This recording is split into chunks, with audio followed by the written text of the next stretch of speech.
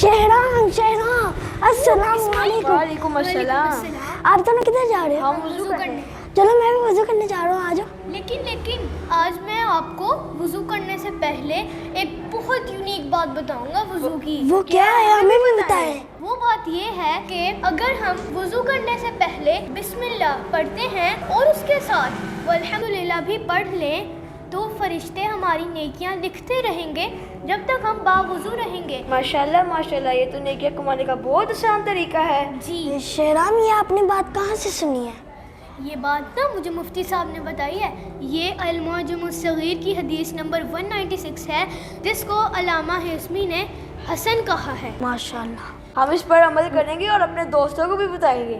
जी, चलो यार, नमाज का टाइम हो गया, आ जाओ नमाज हाँ, करने चले।